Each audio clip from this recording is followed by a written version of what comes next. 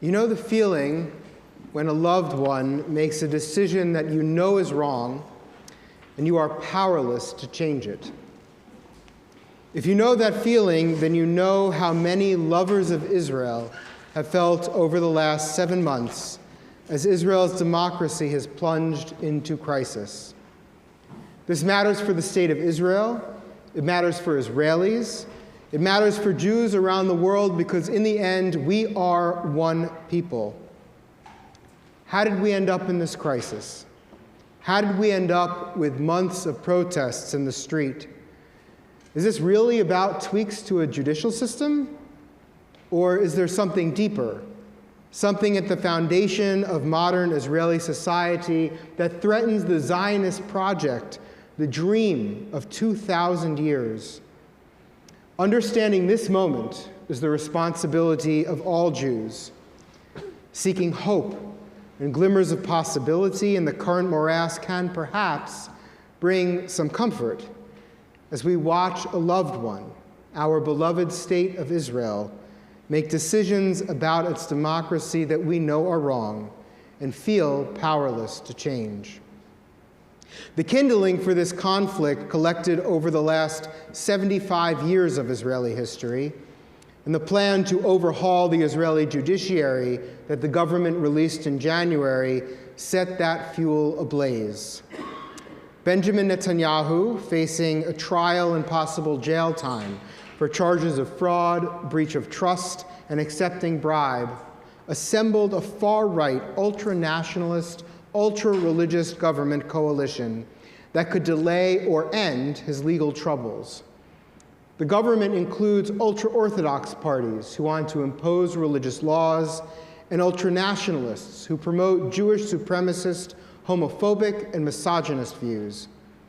In order to realize their various policy aims and to protect Netanyahu and several other ministers in legal jeopardy, their judicial overhaul would neuter the courts, effectively ending checks and balances. This coalition already passed part of the overhaul, a law that ends the court's ability to strike down laws and government actions it deems unreasonable. For example, the appointment of a convicted criminal as a government minister. Other proposals in the overhaul include effectively allowing the governing coalition to appoint all judges, setting an 80% threshold for the Supreme Court to rule something as unconstitutional, allowing the Knesset to overrule a court decision with a simple majority, and expanding religious rabbinical court jurisdiction beyond their current issues of marriage and divorce.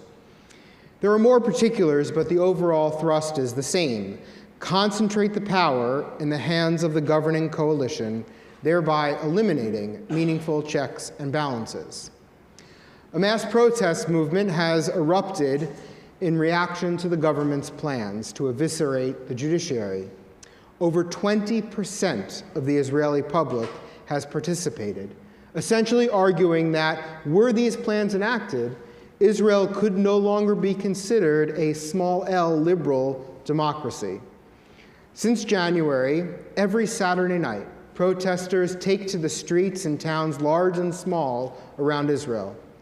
Activists from NGOs, leaders of high tech, academics, union members, families with children, white-collar business people, and blue-collar workers, the protests are filled with a wide swath of Israeli society.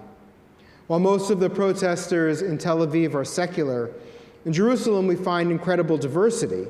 A legal scholar with a kippah might speak at the podium as an activist for Bedouin women in the Negev. Rabbinic voices mixed with those of LGBT activists. The Jerusalem protest speaks the language not of secularism, but of a tolerant Judaism. Here, the sea of Israeli flags seem like a symbol not of narrow nationalism, but of a state with broad horizons. Scholar, author, and philosopher Mika Goodman explained that understanding the situation requires peeling back the layers of the people, arguments, and dynamics at play. The first layer of this situation originates in Israel's lack of a constitution. They just never got around to writing one. Instead, they have quasi-constitutional basic laws that can pass the Knesset with a simple majority. At this layer, we find conflicting constitutional instincts in the pro- and anti-overhaul camps. Those in the pro-overhaul camp, those who wish to eviscerate the judiciary, seek to be empowered by government. They want their votes to count. As in any democracy, the people hire and fire the elected officials with their votes. Fail to enact popular policies, and politicians do not get reelected. But people do not have a say in the judiciary. When a judge rules on an issue, the individual Israeli has no recourse, no way to fire the judge in question. Power wielded by judges disempowers the people. The constitutional instinct here is quite clear. Votes should count, and people should be empowered through those votes with control over their society and their lives. On the anti-overhaul side, those who have been protesting in the streets, as much as people want their votes to count, they also want protection from the government. The only real checks and balances in Israel is the judiciary. There is no Bill of Rights. Were the overhaul to pass, a slim majority in the Knesset, a government could legislate anything it wanted, regulating women's behavior in public, outlawing Reform Judaism, annexing the West Bank, requiring Orthodox standards for making Aliyah, forbidding the display of Palestinian flags in public, or making Torah study equivalent to military service. Why does this scare those who are against the overhaul? Because this government has proposed all of those things and more. Without a powerful judiciary, there would be nothing to protect minorities from the tyranny of the majority. We can actually understand both constitutional instincts, the desire to be empowered through government and our votes on the one hand, and protection from government on the other. The next layer of this situation explains the mass protests. The next layer is emotional. On the pro-overhaul side, the side that is looking to eviscerate the judiciary, the emotion comes from 75 years of built-up frustrations. Let's go backwards. Starting in 2005, Ariel Sharon disengaged from Gaza, evacuating Israeli settlements and withdrawing the army. From a couch in Rye, it looked like a great idea, and it probably was. But in Israel, the imagery was that of Jews tearing Jews from their homes. For many Israelis, even those who supported the disengagement, it was traumatic, especially for the Israeli right. In the 1990s, the Oslo peace process committed the Israeli government to give up large swaths of the land of Israel, land won with the Israeli blood during the Six-Day War. This was anathema to the Israeli right, for whom the land holds not only political, but also significance religiously. In the 1950s, we had the Ma'abarot, the squalid refugee camps where Israel settled the Sephardic and Middle Eastern Jews whom Arab countries had expelled. We can go all the way back to the Altalena during the War of Independence, when left-wing Ben-Gurion sank the Altalena, a ship carrying arms for Menachem Begin's right-wing Irgun fighters in order to ensure military unity. Literally, the left firing on the right. For much of Israeli history, the right has felt dismissed, the right has felt disempowered, the right has felt condescended to, the right has been frustrated with its treatment.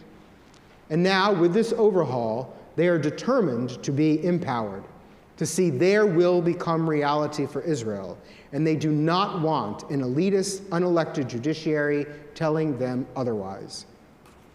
On the anti-overhaul side, the side in the streets, the emotions run just as high. If demographics hold, the future of Israel looks very ultra-Orthodox, very right-wing, and very messianic. In other words, it looks a lot like this governing coalition. By 2042, the ultra-Orthodox will be 21% of the population. By 2062, almost a third. This is a population that shuns secular education, military service, and gainful employment. They want to impose their version of Jewish practice on the everyday lives of Israelis, enforced closures on Shabbat, the strictest standards of kashrut, gender-segregated buses and public spaces, exclusion of women from public speaking and performance, outright banning of Reform and conservative Judaism, and more. Already, this group's influence is a major drain on the national budget by funding ultra-Orthodox schools where students barely learn English, math, or science. They make up 12% of Israeli society today and pay less than 2% of the taxes. This all breeds resentment and anxiety in secular Israelis. The other concern is religious Zionists. They represent the conservative side of the settler movement. Many of them subscribe to a radical, fundamentalist, messianic theology of Judaism, which holds that once the state of Israel holds every inch of the land of Israel, the Messiah will come. It is from this group that terrorist Baruch Goldstein came. It is from this group that Yitzhak Rabin's assassin came. They have 14 seats in the Knesset, including people like MK Avi Maoz, who espouse misogynist and homophobic policy positions. These are the Proud Boys of Israel, with ministerial portfolios including significant control of the West Bank and, terrifyingly, the head of the police. When anti-overhaul Israelis take to the streets, when they see the current government's makeup, its proposed policies, and the overhaul it wants to pass, they fear a future with a significant diminution of rights for any non-Orthodox people in Israel. They see a future where Israel is controlled by a messianic fundamentalist distortion of our beautiful ancient tradition. At this emotional level, we have the frustrations of the past versus the anxieties about the future. Their emotions fuel protests, fuel an instinct to double down on positions, fuel a fear of the other, fuel a distrust that makes the talks between the sides so difficult. Both emotional responses are grounded in facts, frustrations about the past versus anxiety about the future. The last layer, the emotional animosity is real, but on policy, surprisingly, a majority of Israelis agree. Really. On the far left is a small group who reject any sort of judicial reform. On the far right, there is a larger group, but still a minority, who want the entire overhaul. But the group in the middle agrees on 60 to 70% of the issues. That group in the middle wants to see a reform of the judiciary and of the government that both empowers voters and protects its citizens from the government. They want balanced reform, and they want that reform passed by a large majority, not shoved through over the objections of so many. Can Israelis step back from the brink? Can they act on their policy agreement rather than their emotional disagreement? In all this division and darkness, scholar Mika Goodman offers a possible silver lining. Not for tomorrow, probably not for next month, but maybe a year from now. You see, this extreme right-wing government has been a fantasy for years. Since the right came to dominate Israeli politics in the early 2000s, they have always had to form governing coalitions with moderate or left-leaning parties. When their right-wing constituents would ask them, why isn't the security situation resolved? Why isn't the economy better? Why aren't the schools better? Why aren't our diplomatic relations better? When their constituents would ask them anything, the right-leaning parties would always answer that the moderate and left-leaning elements of the coalition prevented them from fully realizing their pure right-wing ideology. If only they could have a Memshelet Yamin al Maleh, a pure right-wing government, then they could solve all the nation's problems. But as long as the government included a Livni or a Lapid or a Barak, the right-wing ideology could not be fully implemented, the problems could not be fully solved. Well, now they have their Memshelet Yamin Amaleh, their pure right-wing governments. And the fantasy turns out to be a dystopia. Instead of united and succeeding, the country is seemingly tearing itself apart. This isn't the first time that Israel has been governed completely by one side. The last time was in the late 90s, when the left had a Memshelet Smala Amaleh, a pure left-wing government. Ehud Barak came to Camp David, and the intelligence agencies said to him, "Do not give Arafat everything he wants."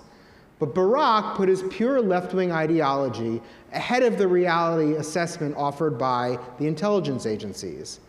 And his offer to Arafat was answered with a second intifada. His attempt to implement a fully left-wing ideology led to the fall of the Israeli left, which has never recovered. The same may happen now with the right. When this government ends, and it will eventually come to an end, the Israeli public will see that the fantasy of a pure right-wing government did not solve the problems. Indeed, it has fractured Israeli society. When the pure left led, Israel was confronted with an intifada from without. Now that the pure right is leading, Israel faces unprecedented conflict within its society. When this government ends, when the next elections are held, those Israelis that agree on 60 to 70% of the issues will have a choice. They can continue to double down on their emotions, frustration with the past, and anxieties about the future. Or they can focus on policy, on the things on which they agree. Then, as the left fell in the 90s, the right will fall now. And then the middle can rise. Israel can begin to heal. The great moments in Israeli history have happened under broad national unity coalitions. Eshkol and Begin came together to win the Six-Day War. Shamir and Peres got 400% inflation under control and got Israel out of Lebanon. Sharon and Peres came together to end the Second Intifada. When the broad Israeli middle comes together, it can do great things. It can even heal the rending of these past 9 months. So what can we do now? First, diaspora organizations can treat this government differently than usual.